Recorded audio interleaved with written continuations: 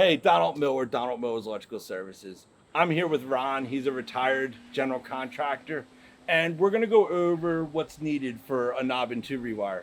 Pleasure to meet you, Ron. Yep. All right. Looking forward to it. Ask any question you want from me. I want to explain our rewire process from the beginning to the end.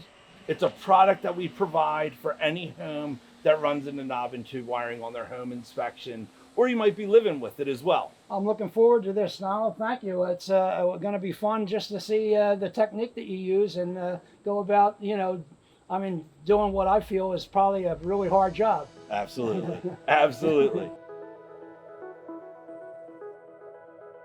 So if you look at this room, we have our ram board down on our floor, or floor shell. I have to say floor shell because I like it better than ram board. This is a mirror, mantle, everything that the dust or the debris can come in contact with, we're going to protect. Upholstery, all has to be protected. You can't allow upholstery to come in contact with what we're about to do to this home. So we go around, and it'll take about, for this size home, we're in a little bit over 7,000 square feet. So for this size house, you're looking at 3 days for a 4-man team to properly protect the home before we can start working. Right, and when you're finished, probably the dismantle and cleanup has got to take a little bit of time too, right? Top to bottom. Yeah. So when we're 100% done, we have to remove all the tools, remove all the debris, vacuum the whole house down. Then we have to wipe the house down. We have to wipe down from the ceiling all the way to the floors. Then we remove the plastic. Then we remove the floor shell. But there are types of floor agents that we use to clean the floors that bring out the beauty of the floor. Without us having, with the floor protection down, they're exactly how they were when we first got here. There's no dust, no debris hitting them. Right. But yeah, you cannot have lead exposure to hardwood floors. Right. And this is all based on Pennsylvania Lead Certification Act. Right. Okay. We're gonna make sure all these hoagie hands, all these oils from people's hands over the years, that's all gonna go away. And it's because while we're working, it's gonna be exposed to a little bit of dust.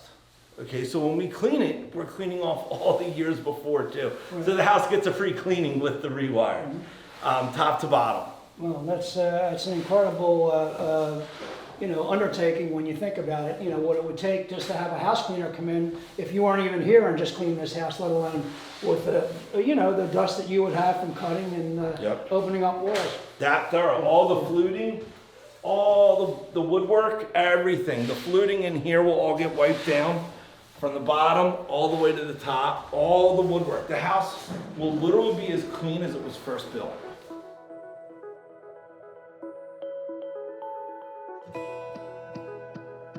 Is your goal in rewiring this to get back to each box that's existing in the wall, or are you cutting new boxes in? No, we're grandfathered into existing locations by the NEC code book. All right, and then being grandfathered in means we can remove the metal box. So if it's a switch or an outlet, there's a metal box behind it. We're gonna remove that metal box and put a brand new one in that location. So we have to cut the baseboard. We'll cut the baseboard a little bit, but we're not trying to do any more work to the home than we have to do. The plaster work, we're trying to make as small holes as possible in plaster just because of how difficult it is to cut plaster correctly. You don't want to make large holes. Right. You want to make your hole as small as possible to get your work done and then repair it using plaster patching techniques. We do not use rough patches. We do not use filler patches. The patching we're going to use is traditional plaster patching that the plaster guys did from the 1920s. Same materials as well. So this is going to be a difficult room. Look at the tin ceiling. So some guys won't care and they'll just rip right through the tin. We try to preserve tin ceilings. Tin ceilings are amazing. It just adds character to the room. So when we start remediating the home, our goal is going to be to keep this tin ceiling. And that makes it challenging to rewire this guy, as well as the hidden recessed lighting that is in the tin. We'll remove the recessed lighting, and then we're going to scope it with cameras and figure out if there's a way not to make any damage to this room by rewiring around it, we're gonna do so. So obviously somebody did something with the recessed lighting. They must, do you think they just tapped into the knob and tube in there, or do you think they ran wiring to that? So they might have removed tin and then repaired it correctly. Oftentimes, when we, like the tin might be on a false ceiling and there might be a fairing strip ceiling up there. Until we remove the recessed lights, we won't know what actions the previous contractors took. Hopefully correct ones. That's right. How about like smoke detectors or alarm systems, or do you have to get to those also, or? So if you wanted to do smoke detectors, you can add them. If you wanted to do data, cable, if you want to add recessed lighting, all of our additional products are line item estimated on our contract. So if you were to look at our rewire contract is going to guarantee the floor protection. We're going to guarantee a proper remediation. We're going to guarantee that we work on your plaster correctly and we do not damage it. We're going to guarantee that we're going to find all the knob and tube and remove it. And then all those different line items, we guarantee that price. But during a rewire, all of our extras are discounted. So if you're doing a white glove remediation and you want to add all these different components to the rewire, right there it's prefixed, so he can build his own budget. And then when it comes to lighting placement, he can ask me what will look better here, there, but we want the homeowner to be informed of how much budget he's spending at all times. This is what a switch looks like without a switch plate, all right? And the top of it is actually sitting on wood, which is good. And the bottom of it is sitting on wood. So this is a pretty nicely mounted switch plate. This isn't found during most knob and tube rewires because they butcher the plaster to get the price down. So with all of our rewires, when we build a switch, we're gonna build the wall around it. And then when we plaster patch the home, we're building the switch into the plaster wall so it looks gorgeous. Right. With a plate on it or off of it, it's custom built into the wall instead of using a switch plate to hide the mess. So while we're walking the home, if I see any that look that way, I'll point them out to you as an example. Okay. Because it is, if you're looking at your wall and you think you have a nice plaster wall, they might have damaged the plaster all the way down. Right. 6 months down the road, all of a sudden you have hairline fractures, Yeah. and they don't go away. Right. To dig out a hairline fracture, you have to dig it out 3/4 of an inch on both sides, all the way down. You have to hydrate the plaster, and then you have to put a new brown coat in. If you don't do that, that crack will always reappear. A plaster home is beautiful because of the plaster. So if there's natural cracking in the age of it, that's fine. It's the unnatural cracking that looks ugly. Okay, so we're gonna try to keep the structural integrity of the plaster from here to whatever switch we're going to. So if we're going this way, we have to make sure we don't damage the lath boards going in this direction, depending on which, if we're gonna go down the wall and over, which we probably won't due to this hairline crack here. We're probably gonna stay straight here and try to just go straight across until we can get into an avenue to go down the walls. After we have this entire home prepared, the foreman and myself, sometimes the foreman by himself, we're gonna walk this home and we're gonna see the framing behind the plaster. That's the point of walking a home, is to try to figure out what they did before they put the plaster on. And based on what they did, that's when we build our avenues.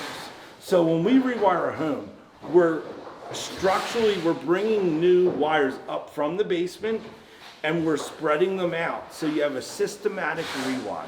That's the most important aspect of a rewire, is that it's systematically correct. So if you have a circuit going up on the north side of the home, then that circuit is specific for the north side and it's gonna do 10 devices. So you'll either have 10 outlets or like 4 outlets and 4 lights.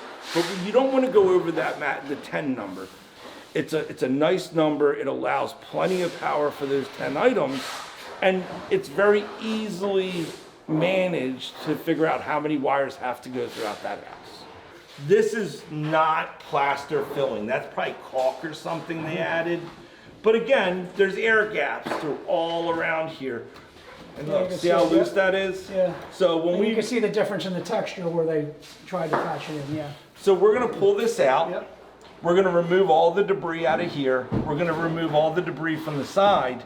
We're gonna put a new metal box in here, and then we're gonna plaster repair all around it.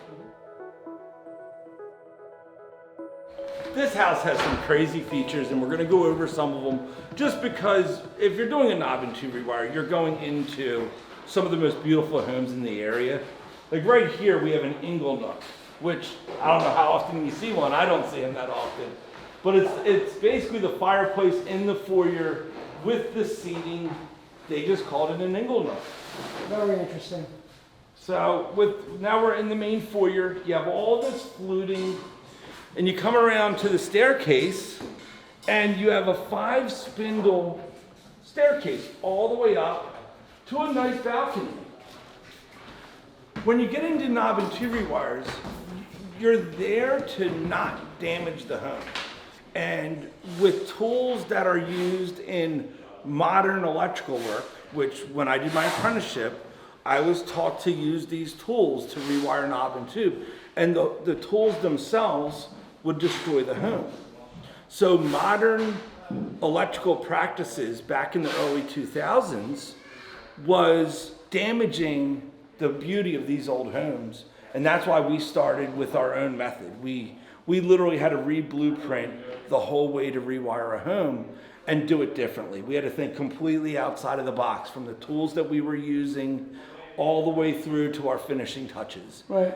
And it took about 7 years to come up with a different system that keeps the beauty of the home, keeps the plaster's integrity, and brings the correct amount of electric through the house. Because before this system, it was all Band-Aid approaches. And a Band-Aid approach would be, over the years they ran an outlet over here.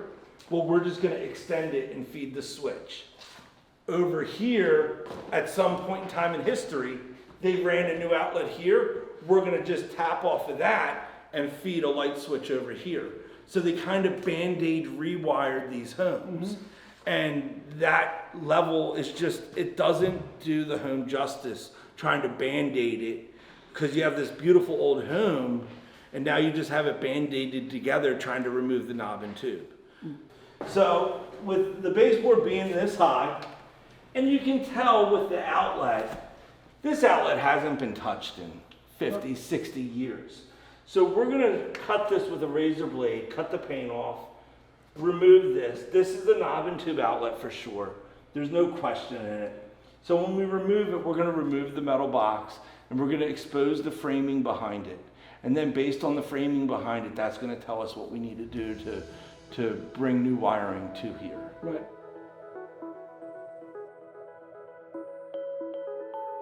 I'm not gonna trust any wiring in this home just because there was no incentive for electricians to do the work correctly. We were allowed to tap into knob and tube only 10 years ago. So why would anyone not? Right. A line estimate is one of the worst things you can have for a knob and tube remediation. Because it gives the contractor a backdoor to charge more. It doesn't guarantee the remediation of all the knob and tube. It only guarantees what's on paper. That's why when we do a remediation with our company, we do an umbrella guarantee. We're guaranteeing the remediation of all the knob and tube in the home. Right. In refeeding every outlet and every light, though, anything that's buried or spliced in the wall, it's going to be eliminated. It's That's cut. right. It's cut out. So you don't even have to think about it then. Exactly. Is there ever a time that you have to worry about So- something maybe you just can't get to or can't feed or whatever, and you have to leave it there? There's some fireplace mantle that we're not able to access anymore because the electric was built into the fireplace mantle and then they did stone and masonry around it and it's just no longer accessible. So we'll offer to install an outlet close by. But when you have homes such as this that went under a renovation in like the 1980s, cutting the renovation off from the knob and tube is what's most important. You need to make sure all that renovation work was done correctly and never spliced into knob and tube. As long as you can keep them separate, then you can isolate the knob and tube and rewire that and leave the renovation work as is. Our white glove product can be implemented into any home, but there's always going to be a little customization when we get in there. And it's the foreman's call to make that decision on who goes where and how they do it, because he has at his disposal of, he's the master mechanic, and then we have a secondary mechanic with him, and then we have an apprentice with him, and then we have an entry-level apprentice. Well, I see how meticulously dedicated you are to your, covering everything up, and you're not even, complete on that. But it has to mean something to the homeowner. And I'm sure when you're working, you're working so clean and neat that, you leave at the end of the day, and if they want to take a stroll through at night, when they see the place, cleaned up, organized, tarped up, everything, it just makes a world of difference. They know they picked the right person to do the job. Yeah. The value of our rewires, and that's what I'm always trying to convey, is that when you hire us to remediate the knob and tube, you're hiring a valued product. And that's what I try to show people as much as possible prior to doing the work. But sometimes you just have to sign the contract and get into it, and then you see everything. But these videos, as well as meeting the homeowner beforehand, trying to explain how do we do our prep work, how do we do our rewire process, how are we patching. Patching is most important. Mm-hmm. And if a contractor isn't going to patch his work, then what incentive does he have to keep it clean? If he's not willing to patch his own work to a finished product, then he can just unload that burden onto someone else, and he's no longer liable. Mm-hmm. If you want your electrician to be liable for the work he does, then he has to be responsible for repairing the damage he does to a home. When we cut, no matter what we're cutting with, we have a vacuum system sucking all the debris up at once. And the reason for that, and this is how the theory goes, is that lead falls first. Lead is heavy. So when we're cutting through, anything that's lead-based is going to be heavier. So we have a vacuum right there on site to suck it all into a containment vessel. Mm-hmm. So while we're cutting at all times, we use a Fez tool vacuum with a HEPA filter. And the Fez tool and the HEPA filter collect all that debris up. Interesting. It makes it easier for my guys to work. Yeah. It makes it easier for us to walk around here right now. Anytime that vacuum is running, it makes everyone on that job site a little safer. Right, and you're not working in a cloud of dust. Yeah. Yeah, that's key, yeah. If there's an area of the home that's 100% free of knob and tube, okay, there's a portion of a credit that'll go back to them that this room was 100% free of knob and tube. We still did the floor protection, and we still cleaned the room, but we didn't have to rewire anything in this room. So we give some money back there.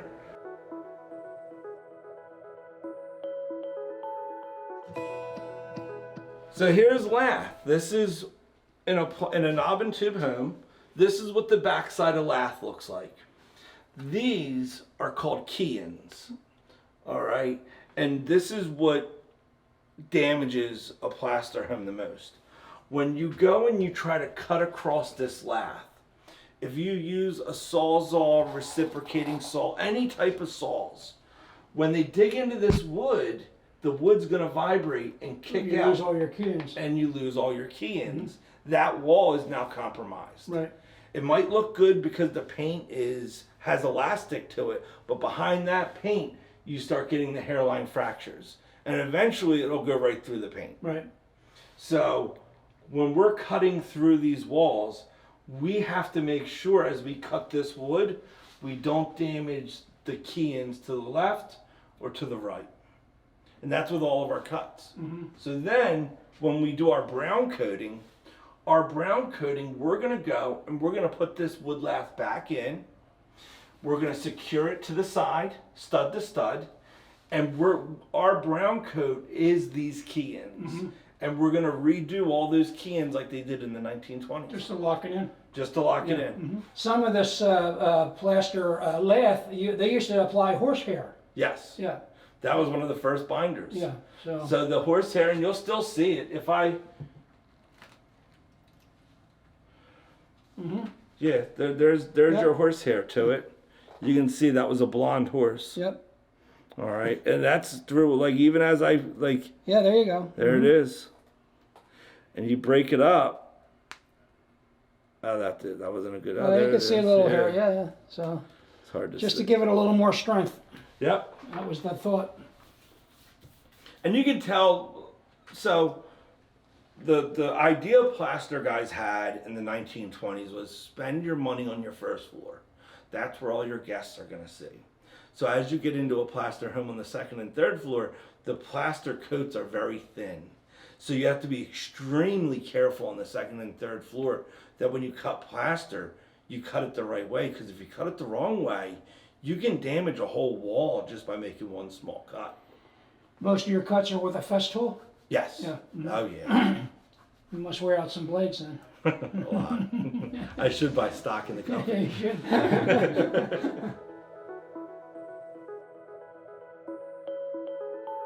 What we're doing now is we're going to be doing, this is all plastic wrapped. So this is Robert's carpet protector. We're taping the seams down to verify that it's a nice air barrier. You cannot get lead in carpeting. You can't. There's no way to get it out. The moment you have lead in carpet, the carpet's shot.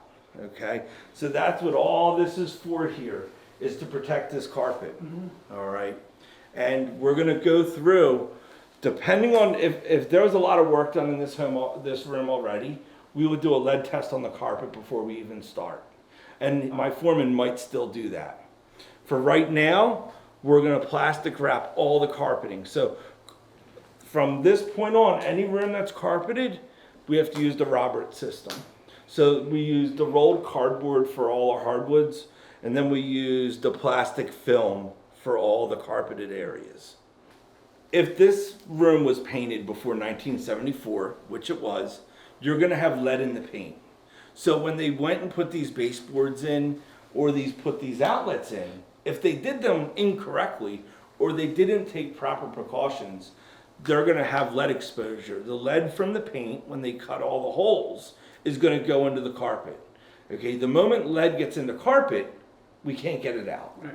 And lead is extremely toxic to children, because that's who's going to put their hands on it, put their hands in their mouth. So we want to make sure any area that is vulnerable to lead, we highly protect it.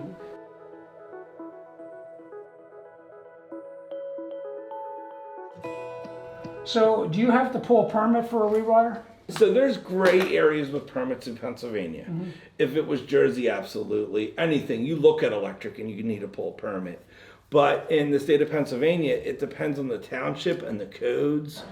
So is it a outside source that does your inspection for the township when you're before you're closing up? Yep. Yeah. Yeah, we use a third-party agency. Okay, gotcha. Third-party agency comes through. They inspect it multiple times sometimes. They might come in here halfway through the job and just make sure our holes are correct. Right. We're drilling the correct holes, making sure the correct amount of wires are in the holes. Yeah.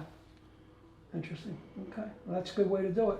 Yeah, Yeah. thank you. Yeah. So Ron, I took you throughout the house.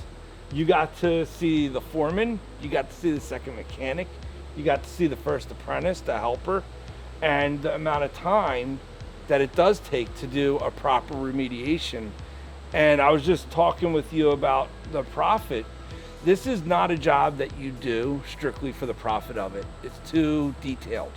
So it's the perfect opportunity to educate the helper to apprentice, to mechanic, to foreman, and you got to kind of see the beginning stages of it.